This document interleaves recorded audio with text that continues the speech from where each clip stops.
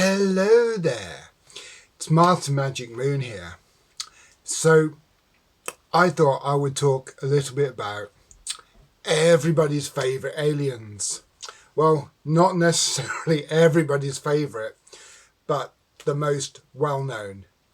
Even if you know nothing about other races and other worlds and other planets and constellations and the universe, and you have no interest in other races, you would have at least probably seen a picture of one of these. I'm talking about greys. Most people have seen something about them, and they are very real. So, who are they? Where do they come from? And what do they do? Well, there are many types of greys. I've heard well over 100, but I don't know 100 species of greys. I only know a few, so I'm going to talk about the few I know about.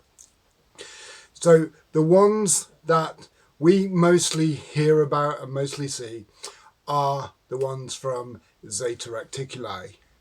The Zeta Reticuli greys are generally about 4 foot tall.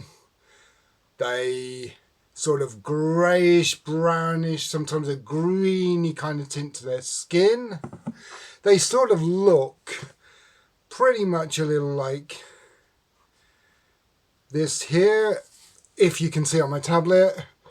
This is a generalised picture of a grey, but they do vary slightly.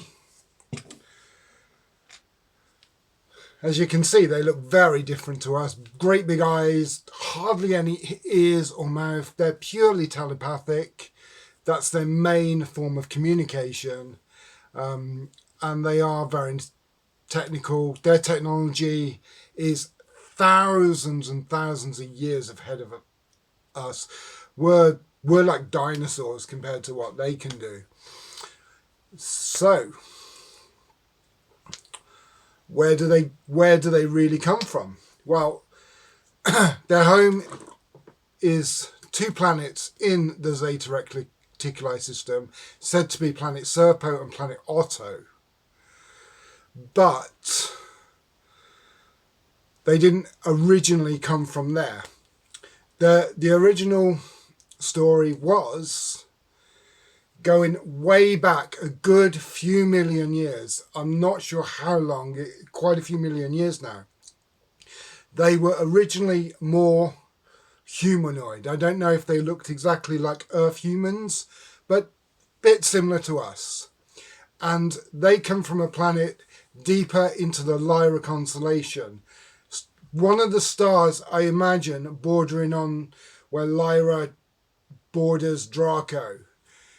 So they were caught up in the Lyran Draconian Wars, their planet, but they weren't the most amazing planet there. They were a bit like what's happening on Earth. There were a few corrupt people on that planet. They were getting a bit greedy. They were starting to experiment with technology they didn't even know about yet. And they started to experiment with electromagnetics. I know nothing really about electromagnetics, but if you don't get it right, it can be quite dangerous. But they were pretty good scientists, way better than we are right now. And their sort of dimension level, I should imagine, was probably lower fourth, sort of similar to the reptilians. They vibrate on a lower fourth kind of dimensional area. So as they kind of got took over a bit by the reptilians, they went underground. Well, they went underground and things started changing. So they carried on experimenting, messing with the electromagnetics, and apparently they were still kind of warring with the reptilians, or they were taking over their planet, one or the other. I'm not 100% on this. So either the experiments went wrong and their planet started moving, or this is the more probable thing, because the reptilians can do this, and they have done this before. They actually flung the planet out of its orbit. So what happened was the planet was thrown out of its orbit way deep in the Lyra constellation, and it travelled maybe 1,000 light years, 1,200 light years, and it took a long time. We're on about 1,000,000 years at least. And this time they stayed all underground, but they were kind of mutating a little bit.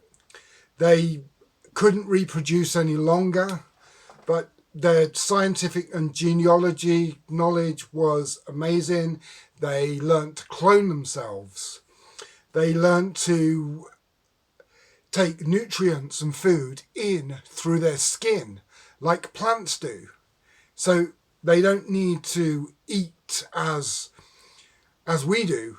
I think maybe they can if they have to still, but they generally can take things in through their fingers and their arms, and just like a plant takes in plant food through its leaves and through its roots. The Greys are a bit like plants in that way. So eventually they decided, well, let's come up from the underground. Let's come up to the surface. And they realised we're not in the same constellation. The sun was different. The temperature was kind of a bit different. It was actually quite hot. The planet that they are now is generally quite warm. 100 degrees is pretty normal, but they sort of like it. So they got to the surface and they actually realised they were in the Zeta Reticuli constellation. So after a while, they started exploring. Their technology was still good because they were doing all this underground. I don't know if they had starships, but they could make them.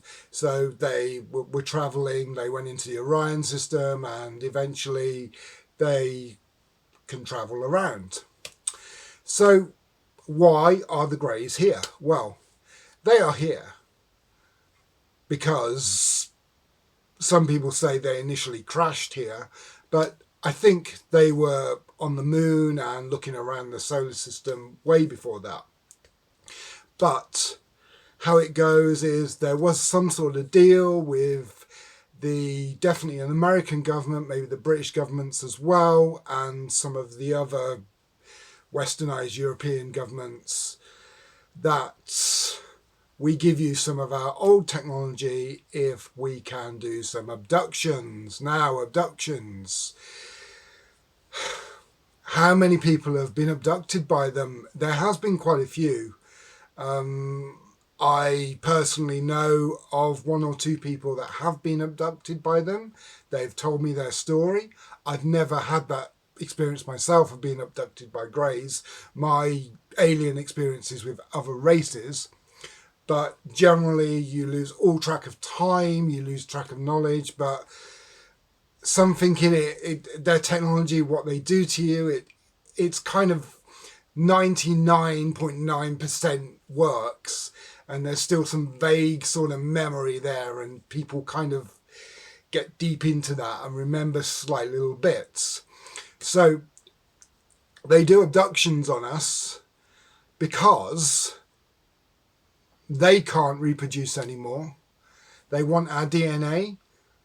And I know the Zeta Reticuli Greys have created 5 other races. I know 2 of them. I know the Yahyel and the Essassani are based somewhere in Orion. And they are generally good races. They are sort of Earth-human grey hybrids. They look a little, not totally human, but not totally grey. They have the brain power of the Greys, but they have some more emotions like us. I mean, the Greys are emotionless. They just do what they are told to do, and that is it. Some people think they are robots, but they're not robots. They just don't have any emotions or feelings. You know, that's what they are. They are an emotionless vessel, really. And because they're cloned, obviously when you clone something, the original clone does not always carry on. So when they started cloning a long time ago, from what the clone is now to what the clone was then, they are still very different. Now, apparently they do work for any race. They'll work for any race there is, any race that will probably give them something. They're not the greatest race, but they're not 100% evil. They generally want something for doing something. So we've gave them, yeah, you can abduct a few people, and they also have abducted animals and done some mutilation. When people have talked about cattle mutilation and things like that, that is generally done by the Greys. They take the DNA because they are experimenting with other races, other species. They can even create other animal life. Their technology is very, very advanced. They generally do all this on the starships as well. Some Greys just live their whole life on the starship and hardly go back to the planet. So they have been doing that for quite a long time. And they will, as I say, work for any race. Now, they do a lot of stuff in conjunction with some reptilian races, which probably gives them the more negative side. But the reptilians, they don't totally control them, but obviously they have some sort of influence on them. They have at times worked for some of the more malevolent races. Malevolent means sort of gooder, more nicer races. I don't think they do a lot of work for the better races, but sometimes they might need a little bit of help. So the Greys aren't all that bad, especially the Zeta ones. They have their bad side, they have their good side. The tall Greys, they are generally the more negative ones, I feel. I don't know anyone's had a good experience with the tall Greys. The tall Greys are generally Orion based from Rigel and near the Rigel system. The Rigel system is in Orion. Rigel is a giant star in Orion. It is a big reptilian base. A lot of reptilians live around the Rigel star in Orion. And the tall Greys are almost part reptilian. They were created from the short grey and other DNA that the reptilians sort of messed around with, and they then created the tall grey. This is what I've heard and from my knowledge. If anyone else has got any different knowledge about the tall greys, I will happily hear it. So they are generally the more negative ones. They will do stuff that the short greys might not do. The short greys don't really kill people or take people out. They might have accidentally if an experiment's gone wrong, but they don't care. They just like, oh, get rid of a body. It's a body. It's nothing to us. The tall greys might actually do that and think nothing of it. They are the sort that, you know, will do some not great things, but there might be some okay tall greys, I don't know, but they're very emotionless as well, like the shorter Zeta greys. But they are generally controlled by the reptilians, as they were created by the reptilians, so they have reptilian DNA in them. Much more than, say, a human. A human has a small amount of reptilian DNA because we are a mixture of all different races. But the tall greys are made up of a short grey and a reptilian kind of hybrid thing. So there are other races as well. Cygnus greys. Cygnus greys are malevolent, good race. I know really a little about them, but they apparently aren't much to do with the Zeta Greys and nothing at all to do with the Tall Greys. They have helped races before. They are generally good people or a good race.